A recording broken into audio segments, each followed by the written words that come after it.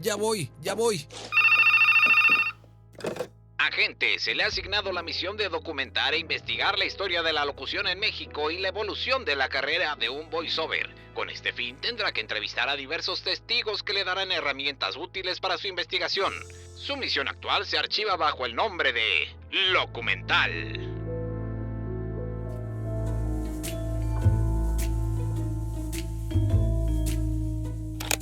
Se abre el expediente número 2 de la misión Locumental. Entrevistaremos al periodista y comunicador Pablo Latapí, de profesión economista, pero con una tremenda pasión por la comunicación que lo llevó a estudiar periodismo en la Universidad Complutense de Madrid, trabajando en revistas, en áreas de prensa del gobierno, en la UNAM en el Departamento de Difusión Cultural y después pasó más de 20 años como conductor de TV Azteca. Actualmente conduce noticieros muy exitosos de radio en la que él llama La Gran Guadalajara. Agente, su misión es entrevistar a Pablo Latapí e investigar qué es la comunicación, su origen e importancia.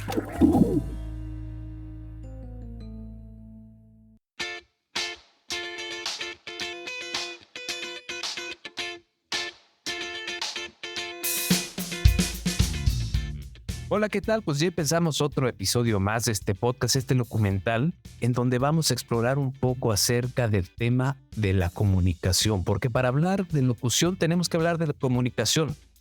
Y qué mejor que hablar de comunicación con un grande de la comunicación.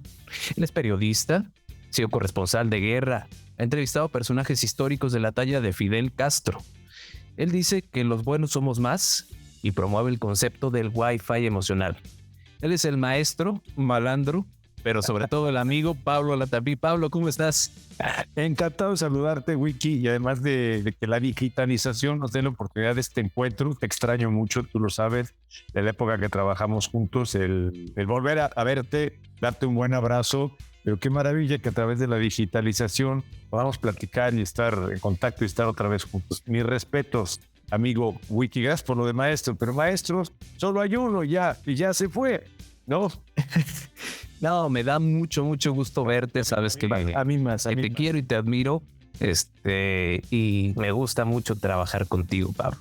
Me gusta mucho platicar contigo, las pláticas con este señor, quien no ha tenido la oportunidad de platicar con él, son unas pláticas muy sabrosas, te cuenta una de anécdotas y cosas interesantes que vale mucho la pena. Por eso decidí invitarte, Pablo, y decidí invitarte para hablar acerca de la comunicación. Tú cuentas una historia muy interesante desde mi muy particular punto de vista acerca de la necesidad del ser humano de comunicarse, y cuentas que viene desde hace mucho, desde las cavernas cuentas. Es que a mí me gusta, fíjate, a nosotros, digo, los tiempos han cambiado un poco, pero cuando nos tocó la época de oro de la televisión, porque yo siento que esa fue la época de oro de la televisión, que es cuando irrumpe TV Azteca en el esquema de los medios de comunicación en México, porque solo existía Televisa, y Televisa hacía lo que se le pagaba la gana. Estaba solo, o sea, podía hacer, dicen que donde se acuesta un gorila de 500 kilos, pues se le pega la gana, está solo, nadie se va a meter con él, ¿no?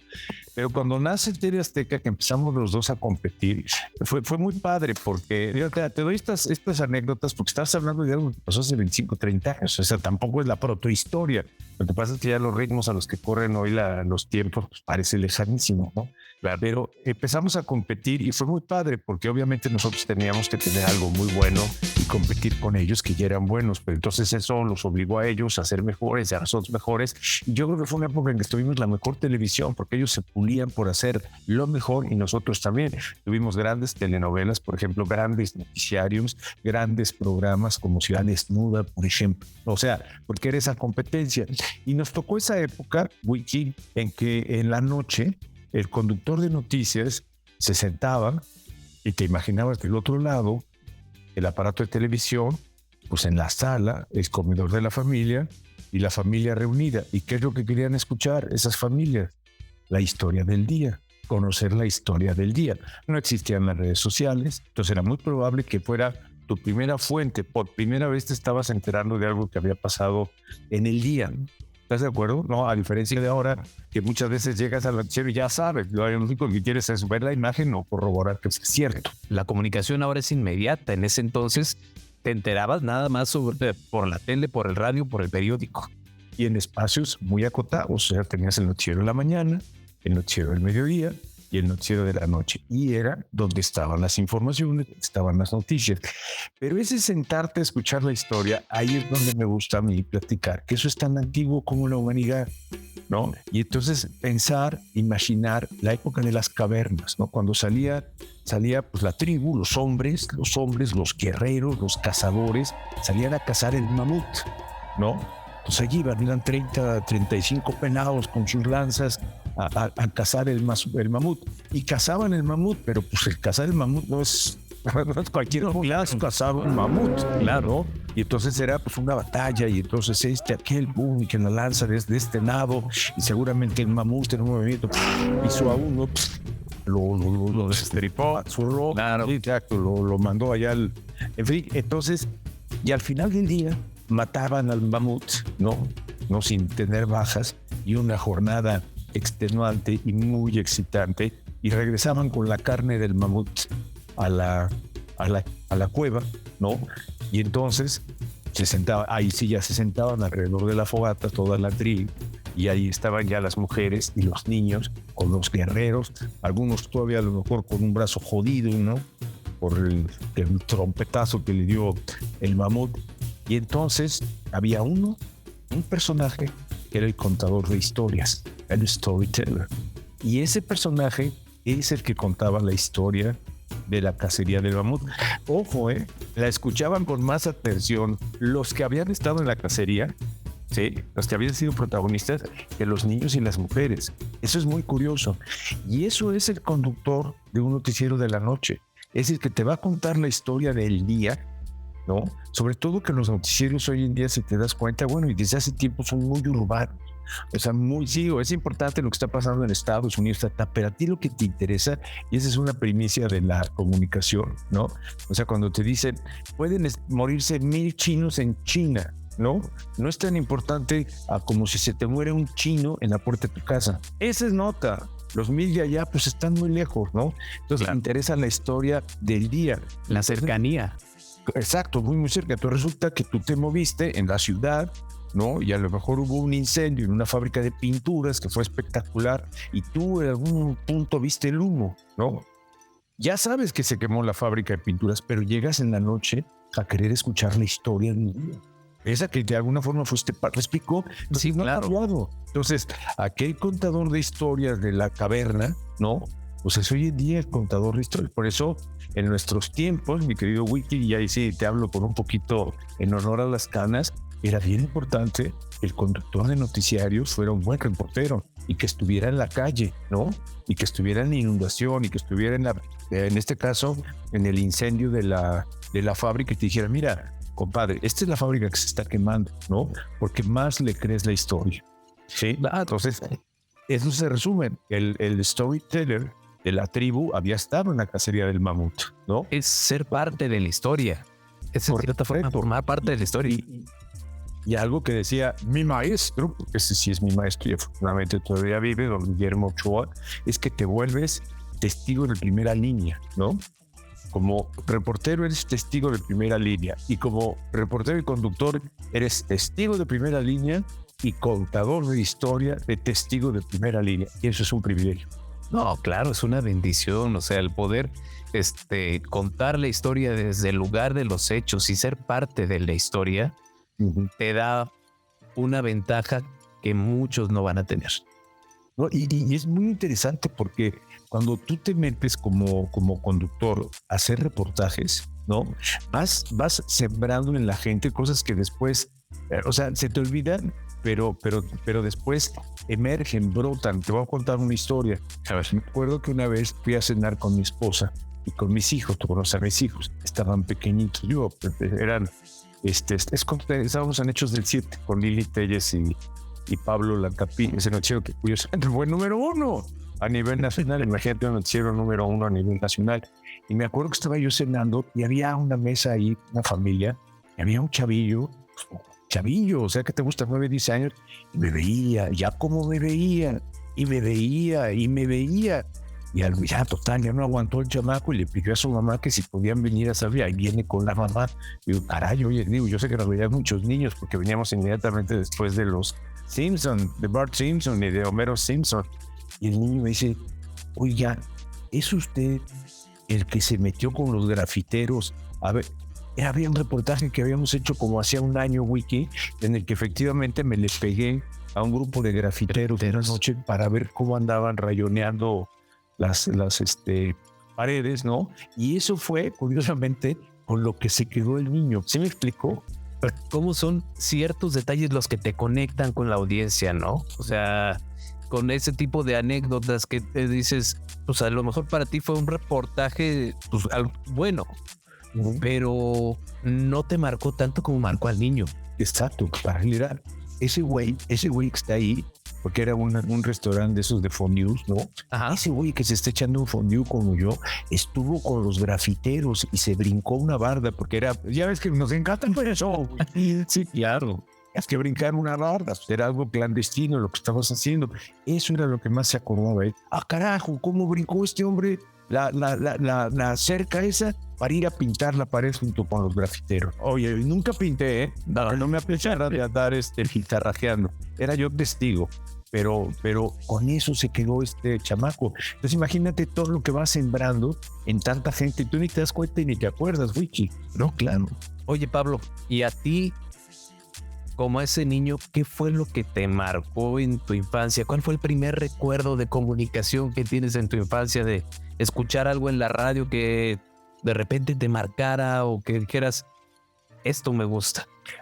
Yo me acuerdo de lo que más me impactó de niño fue la llegada del hombre a la luna, Wiki, porque fue en un horario de mediodía. O sea, el horario en México era mediodía. Imagínate, yo me acuerdo que mi madre, somos 10 hermanos, yo soy de los mayores, entonces mi madre siempre estaba amamantando ahí, ¿no? Pues yo me acuerdo que estaba en su recámara amamantando a una de mis hermanos. Yo me acuerdo que yo estaba parado ahí, debe haber sido, fue en 1969, yo tenía 13 años, ¿no? Y estaba yo parado viendo aquello que no se veía bien, porque la transmisión era fatal, eran como sombras en blanco y negro. Sí, se adivinaba ahí medio algo, y eso me impactó. O sea, ver la posibilidad de que en ese cuarto, en esa casa, donde había un jardín y el sol entraba con toda su fuerza en ese momento, mi madre estaba tranquila, pasible, con la pasividad que te da el estar amamantando a un bebé, ¿no? Y yo estaba, carajo, viendo en esa televisión pequeñita que tenía ahí en su recámara, cómo el hombre estaba llegando a la luna, ¿no? O sea, cambió completamente mi percepción de lo que era el poder estar en un lugar tan lejano como la luna sin salir de esa recámara. Ese fue el evento que desde el punto de vista de comunicación a mí más me impactó siendo yo chamaco. Y pues un suceso que a final de cuentas marcó a la humanidad, ¿no?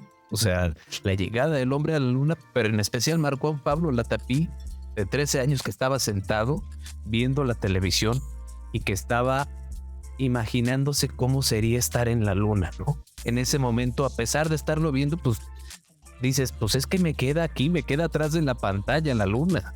Sí, y en la noche volteas a ver la luna ya diferente, me acuerdo, la vimos y era algo más familiar, o sea, algo cercano, era accesible, ¿no? Y además pensar que en ese momento allá arriba en esa luna había unos bichos humanos, porque todavía no habían despegado, que estaban ahí en esa luna que veíamos todas las noches, pero esa noche era especial. Era un cielo mucho más transparente, se veía, no había tanta contaminación. Claro.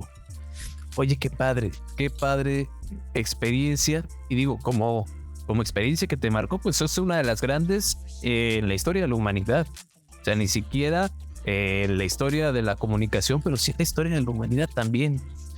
Y después de ese periodo de que te marca eso, ¿cómo inicias tú en la comunicación? ¿Cómo yo siento, Wiki, que uno a final de cuentas es producto del destino. O sea, llámale destino, Dios, el universo, porque ese es el que se encarga de acomodar las cosas. Yo en realidad, yo quería ser escritor, Wiki. Yo quería sentarme a escribir mis novelas, ¿no? Ese era mi sueño primario, ¿no? Y entonces en ese afán de querer hacer mis novelas, yo estudié economía, por ejemplo, pero eso fue mucho, tuvo que ver hacer una licenciatura pues porque era en la ilusión de mi padre que yo tuviera una carrera universitaria, ¿no? Entonces estudié economía, le hice una buena carrera de economía, estoy titulado y todo, pero no he ejercido la economía, ¿no? Pero entonces yo quería ser escritor y empecé a ser escritor colaborando en una revista, ¿no? Una revista sobre ovnis, curiosamente. Y empecé a publicar, me fue muy bien, me encantó el oficio, le gusté yo al oficio, ¿no? De tal forma que de ser primero un articulista, me volví reportero. Después ya de reportero tenía que hacer 2 o 3 reporteros, reportajes, firmándolos con distintos nombres, ¿no?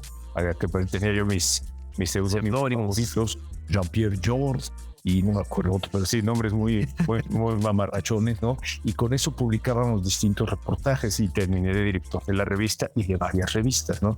Entonces ahí es donde yo quería hacer. Lo que pasa es que después ya se te mete eso como pasión. Y porque eran los tiempos, el otro día lo platicaba con una jovencita, pues de la máquina de escribir. Ya quién se acuerda de la máquina de escribir, Wiki. Sí, claro. Era muy importante el poner tu hoja en blanco y ese trabajo solitario de enfrentarte a la hoja en blanco para decir, bueno, ¿y ahora qué voy a hacer en esa hoja en blanco? Con tu Olivetti que pesaba 30 kilos, que la ponías en el escritorio y ya no la movías nunca más en tu vida. Correcto. Esas maquinotototas, ¿no? Pero y en ese ejercicio, y ahí fue como yo empecé. Y ya después el destino te va llevando. De ahí era un trabajo muy importante, muy mal pagado, es muy jodido los trabajos en medios de comunicación, Wiki. Y me lo decía un maestro, joderse es triunfar, pero ahí tienes que estar, ¿no? Y después ya de ahí, pues ya brinqué, trabajé en varias oficinas de prensa, de organismos públicos. Después tuve la suerte de entrar a trabajar en la UNAM, en la Universidad Nacional Autónoma de México, donde ya ahí era un poquito más puestos directivos, etcétera, usando aquello de que yo era economista. Pero ahí un día me acuerdo que el rector, había una crisis y aquello era un zafarrancho. Yo era hombre de confianza, tenía 22 años, Wiki, y era hombre de confianza de la rectoría. Y me pidieron que si podía ir a echar la mano y hacer fuerte la Radio Universidad. Y me fui a Radio UNAM. Terminé de subdirector, ganamos un premio nacional de periodismo y ahí fue donde se me metieron los hertz en la sangre, y ya una vez que te meten los hertz en la sangre ya no salen, ¿no? O sea, ya eres un agente de medios electrónicos. Entonces de ahí empecé a hacer radio y después me invitaron a hacer tele y pues tú conoces el resto de la historia, ¿no? Qué bien. Es muy interesante la historia de cómo empiezas siendo escritor y luego cómo el bichito de la tele te va llevando para otro lado, ¿no? Que es a final de cuentas un medio en donde también utilizas la escritura, utilizas muchos recursos que empleas como escritor, los empleas a la hora de contar una historia, ¿no? Pero hay un tema, perdón que te interrumpa, güey. Decía uno de mis jefes, ¿no? Que de mis primeros jefes, de los de la editorial, cuando vio que yo estaba en la televisión después de haber hecho radio, me dijo, maestro, es que estás perfilado para que te vaya bien, porque tú has seguido todo el proceso que nadie tiene. O sea, tú aprendiste primero a escribir, ¿no? Después aprendiste a hablar, después estuve en radio. Claro. Y ahora que ya sabes escribir y hablar, ya puedes actuar frente a las cámaras. Tú ya tienes todo ese sustento, o sea, tienes el background de cómo se hacen las cosas y no eres alguien que nada más llegó a leer nada más frente a la televisión, ¿no? Y tú me conoces cómo trabajo. O sea, yo no estoy tranquilo, claro, si no le doy una muy buena revisada a los textos, y muchos de los textos los hago yo. No, pues vamos, para muestra un botón. Un día te acuerdas que nos tocó la balacera en la Fiscalía de Jalisco. Que hubo una balacera en la Fiscalía de Jalisco, que un hombre se metió porque había desactivado los arcos. Pegó a una seguridad. Le pegó a una mujer un balazo. Sí, claro que sí. Se metió y en ese momento pues nada más sabíamos que había una balacera, que alguien se había metido, pero no sabíamos ni cuántos había sido, si era un comando, si era uno, si era... Y en ese momento dijimos, pues hay que entrar al aire. Y Pablo así sin prompter, sin nada, él dijo, pues órale, déjame darme un clavado, en 10 minutos te veo en el estudio. En los 10 minutos estábamos ya en el estudio, ya al aire y empezando a dar información. Y lo que iba saliendo, y Pablo como mago de una manga se sacaba que ya tenemos la declaración de fulano, que ya tenemos el enlace con sutano, y empezamos a armar una muy buena transmisión. Pero eso viene de la mano con una muy buena preparación del conductor, en este caso Pablo. O O sea, no cualquier conductor le puedes decir en 5 minutos vamos a estar al aire con tal información fresca, porque hay muchos que a lo mejor no lo pueden hacer por X o por Y. No lo pueden hacer. Y Pablo es uno de esos que sí lo pueden hacer, que sí te puede sacar. Pero se les sufre, güey, que tú claro, pariendo chayotes ahí porque te dicen alarga eso, sí, y uno alarga, agárrate, güey, porque en televisión cuando no te están dando nada y tienes que llenarte, hacen alarga. Esa ceñita es lo peor que te puede pasar. La ceñita esa con las manos abriendo y cerrándose. Alarga, güey, sí, güey. Y además tienes que estar a cuadro, entonces estás con una cara de no pasa nada. Y arriba la cabina se está incendiando y el conductor remando en cajeta. Correcto. Sí, es medio difícil, ¿no? Y dentro de toda tu trayectoria, ¿qué es lo más fuerte que te ha tocado comunicar? ¿Qué es lo más duro que digas, esto me dejó marcado dentro de mi trayectoria? Híjole, pues es que momentos duros, pues siempre es muy fuerte dar una mala noticia, ¿no? Siempre. O sea, sobre todo tragedias cercanas, ¿no? Cuando, pues, ¿qué te gusta? Lo de Lili Telles fue muy fuerte, ¿no? Era tu compañera, tu partner, la que está sentada, te quisieron matar a balazos, ¿no? Entonces, pues eso es fuerte, ¿no? Pero me tocó ser el gerente de Grupo Asir cuando Guillermo Ochoa y Lourdes Guerrero, que habían salido de Televisa, ¿no? Se fueron a hacer radio a Grupo Asir. Entonces yo era el gerente del grupo y entonces era yo el que manejaba la estación. Entonces hice muy buena amistad con Guillermo Ochoa y con Lourdes Guerrero, que si no los ubican fueron un clásico del noticiero de la mañana. Es lo mejor que ha habido en el noticiero de la mañana, esa pareja de Guillermo Ochoa y Lourdes Guerrero en Televisa. Y me acuerdo que un día en la mañana, muchos años después, ya yo en el noticiero de la mañana de Hola México en TV Azteca, que nos iba bastante bien en ese noticiero, que estuvimos durante mucho tiempo. Me acuerdo que me pasan, oye, estas noticias de último momento, y se acaba de morir Lourdes Guerrero. ¡Wow! O sea, ¿me explicó? Claro. Estás a cuadro y dices, híjole, se acaba de morir Lourdes Guerrero. Coño, qué duro. ¿Qué le haces? O sea, yo quería mucho a Lourdes. Lourdes era muy linda conmigo, ¿no? Y estás dando la información de que esa mujer se acaba de morir. Es muy fuerte, güey. No, pues es que incluso te pega porque es alguien que conoces. O sea, como dices, como dijimos al principio, no es lo mismo. A lo mejor tú fuiste corresponsal de guerra y a lo mejor en esa corresponsalía dices, pues sí, pasaron bombas, pasó esto, pasó lo otro. Pero a lo mejor no conocías a ninguno de los que desgraciadamente fallecieron. Es buen punto, claro. Pero a Lourdes, claro que la conocías y claro que te era cercana. Pues cuando te dan la noticia, pues te quedas de una sola pieza, ¿no? Imagínate, para que la cantidad de noticias que nos ha tocado dar, que hemos tenido la suerte de dar, Wiki, en que son más de 25 años de televisión, más fuma de los de radio, cuántas noticias. Y esa es la que yo recuerdo, y ya tiene 20 y tantos años, la que recuerdo que más me impactó, la que más me sacudió mientras estaba yo en una transmisión. Qué fuerte, Pablo. Es que, y a final de cuentas, el tema es que no puedes perder la compostura tampoco a cuadro. O sea, por más que te sacuda, pues supongo que sí te desencajaste un poco, pero también el tema es, tú sabes que tienes que dar la noticia lo más imparcial posible y lo más objetivo posible. Sí. Eso también es algo de lo que puedo admirar mucho de los comunicadores, que a pesar de la cercanía con las personas, pues dan la noticia lo más objetivo posible, ¿no? Sin tratar de demostrar tanta emoción.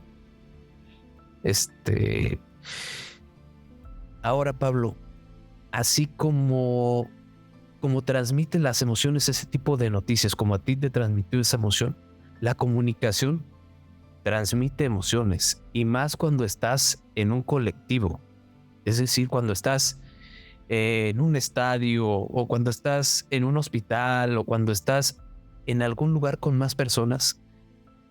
La emoción también se empieza a comunicar a través de lo que tú llamas el Wi-Fi emocional, ¿no?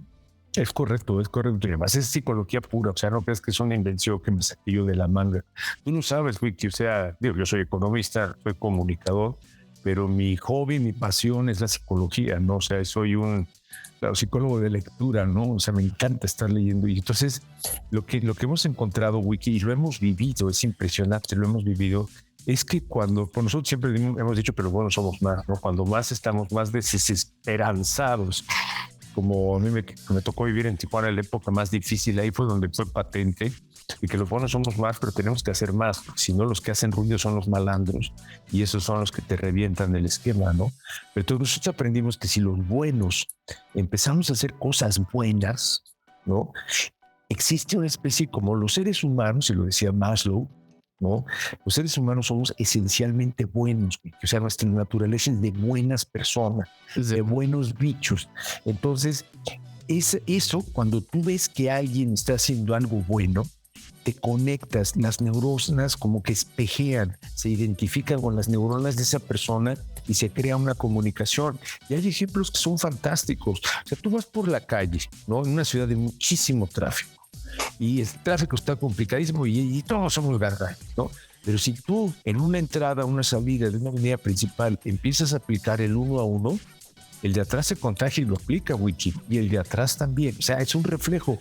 O sea, si este cuate está haciendo algo bueno, yo también. Si tú ves que alguien ayuda a una mujer mayor a cruzar la calle, te dan ganas de hacer algo parecido, ¿no? Si ves que alguien le regala un dulce a un niño de la calle, te dan ganas de hacer algo parecido, porque existe esa conexión, ¿no? Es una conexión emocional. Nosotros, mal leyendo un libro, le entendimos que era como un Wi-Fi. Lo volví a buscar y nunca mencionaban el Wi-Fi, fue lo que entendí. Pero de ahí nació el nombre, y creo que el nombre es muy afortunado, porque es como un Wi-Fi, pero a nivel emocional. Y entonces resulta que cuando es un colectivo, como mencionas tú, ¿no? Se producen cosas maravillosas. Digo, en un estadio de fútbol, cuando todo el estadio le va a un equipo y empieza a meterse en buen plan con el equipo, pues el equipo hace el gol que le hacía falta. Y lo hemos visto 1001 veces, Willy, la mayoría de las veces. Wiki. Y entonces, por ejemplo, en un edificio de departamentos o en un fraccionamiento, en un coto, en uno que se vecina, se saludan todos los vecinos. ¿Qué tal, Wiki? Buen día. ¿Qué tal, señora? Buen día. Se blindan de alguna forma, se crea esa especie de Wi-Fi emocional y hay mucho menos posibilidades de que se meta un malandro. Es increíble. Wiki. Y además hay protocolos que ahí los tenemos, tú los conoces, por ejemplo, grupos de oración, que al final de cuentas pues, es Wi-Fi emocional, o grupos de meditación, que cuando se reúnen a meditar o a rezar con una causa, con una intención, lo consiguen. O sea, hay grupos de meditación que han conseguido bajar los índices de violencia en ciudades especialmente violentas, y a través de ejercicios de meditación o grupos de oración que han conseguido llevar una mejor convalecencia a enfermos coronarios, ¿no? En un ejercicio de comparación en donde por los que rezaban les iba mejor que los que no. Es Wi-Fi emocional. Y tú, cuando empiezas, tú lo has visto, nosotros la conferencia del Wi-Fi emocional, cómo se crea inmediatamente ese ambiente y la gente siente esa buena vibra, se conecta y ya terminamos todos siendo amigos y todos terminamos en muy buena vibra. Ese es el Wi-Fi emocional y es una gran herramienta de pacificación, porque tú estás fabricando la paz desde adentro de nosotros mismos, ¿no? Sí. Entonces, saludar a todas las personas por su nombre todos los días. Llegas y por ejemplo, hay un ejercicio precioso que dice Richard Brown, que es el ejercicio de la cajera, y allá me parece que eso lo puedes aplicar en todo. Cuando tú llegas al supermercado, Wiki, y que estás comprando tu súper de la semana, ¿no? Tú estás al pendiente, llegas a la caja de que la cajera realmente cuente los chiles y cuente el jitomate, y digo, de que realmente esté contando. Nunca te fijas que tienes enfrente a una persona. Entonces, si tú le cambias y le dices, o sea, en lugar de estar al pendiente de los chiles y las papas, estás al pendiente de la mujer y dices, ¿cómo está? ¿Cómo fue su día? ¿Cómo estuvo su fin de semana? Cambia automáticamente. Cambia impresionante. Tú te sientes bien, ella se siente bien. Y terminas en una... Obviamente, te va a marcar todo porque es una profesional, no tienes que estar al pendiente, ¿sí? Pero estás viendo a la persona y le estás viendo a los ojos. Y es muy fuerte estar viendo a los ojos una persona que no conoces, porque en ese momento estás viendo a la persona, al ser humano que hay detrás de la cajera. Y es muy bueno, hay mucho. En un tema, por ejemplo, en un restaurante, no es lo mismo que le digas al mesero, oiga, mesero, venga, que le digas, oye, Juan, ven, que le llames por su nombre, que tengas la atención de verlo a los ojos, porque hay mucha gente que cuando le pide las cosas a los meseros, nunca están viéndolo a los ojos. Ellos agarran el menú y desde acá empiezan a ordenar, ¿no? Y cambia completamente la percepción, te atienden mucho mejor, te brindan una mucho mejor atención, más voluntariosos a la hora de atenderte, ¿no? Yo creo. Y es Wi-Fi emocional, ¿no? Sí, claro. Y pues aquí nos podríamos pasar lo que tú quieras y mandes. Pero antes de cerrar quisiera... Ya vamos a cerrar, güey. Ya vamos a cerrar. Muchacho, se está cerrando el changarro, hombre. ¿Hacia dónde va la comunicación, Pablo? ¿Hacia dónde ves que vaya la comunicación? ¿Cómo? Pues es que ya hay muchas comunicaciones, pero yo creo, y si te das cuenta, si tú te metes a ver los webinars que hay hoy en día y seminarios, apuntan mucho, y sobre todo después de la pandemia, que nos volvimos esclavos de esto que estamos haciendo, ¿no? De que pues yo te quiero mucho, Wiki, me encantaría darte un abrazo, saludarte, estrecharte, verte a los ojos. Sin embargo, nos estamos viendo a través de este aparato, ¿no? Entonces nos falta el toque humano, ¿no? Entonces están haciendo mucho énfasis en eso, en el toque humano, en que nos acordemos que la comunicación es de personas. Entonces yo creo que aquí viene una gran época para la comunicación de personas. Por eso están regresando medios como la radio, porque la radio es muy personal, es muy íntima. Se establece una conexión entre el conductor del noticiario y el radioescucha, es de uno a uno, ¿no?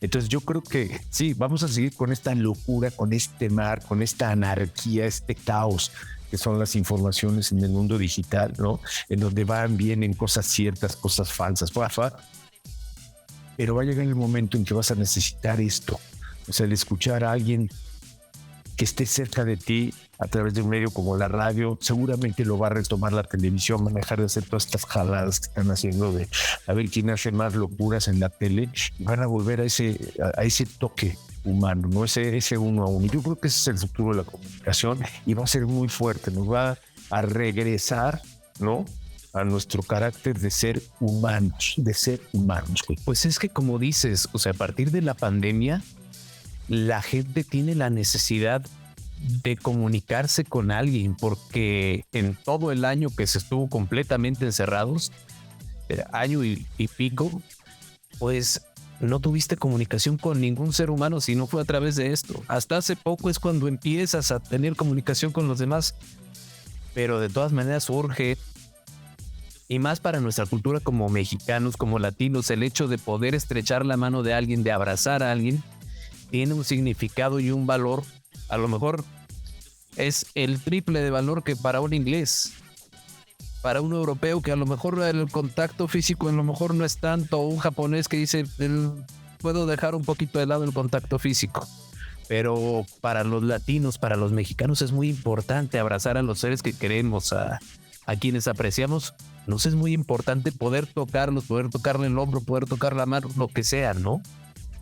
Yo creo que sí, es básico, es fundamental, y creo que eso es a lo que vamos, ¿no? Porque además tiene mucho de espiritual también, que somos seres muy espirituales, independientemente de la religión o que no profeses. Si profesas religión, es algo muy espiritual. Verte en los ojos, estás viendo la parte más esencial del ser humano.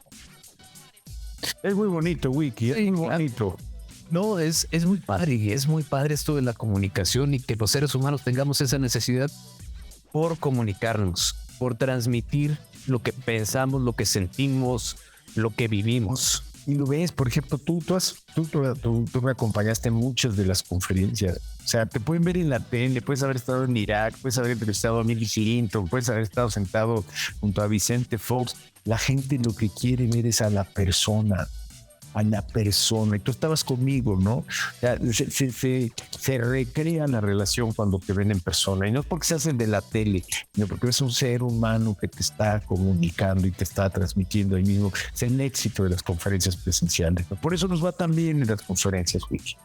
Y qué bueno, y que siga yendo bien porque lo mereces, porque lo has trabajado, Gracias, porque, gracias, Wiki. porque la verdad, si no han ido a ver la conferencia de Pablo, vayan a verla cuando esté por allá por su ciudad.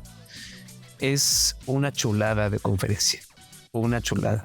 No se van a arrepentir ni un solo segundo de la conferencia. Va a haber gritos, va a haber alaridos, va a haber tenedores, va a haber muchas cosas. Entonces no se lo pueden perder. Pablo, muchas gracias por aceptar la invitación, por estar aquí un ratito con nosotros compartiendo un poquito de lo que ha sido tu experiencia y tu carrera, ¿no? Te agradezco yo muchísimo, Wiki. De verdad ha sido un verdadero gusto, un honor. Te quiero mucho. Eres un gran ser humano, un gran colaborador. Hicimos cosas muy importantes. Ojalá y podamos hacer más. Y acuérdate siempre, Wiki, que lo mejor está por venir. Gracias, Wiki. Muchas gracias, Pablo. Nosotros nos vemos en el siguiente episodio y yo me quedo aquí un ratito más con Pablo. Ustedes no se despeguen, que nos vemos la siguiente semana.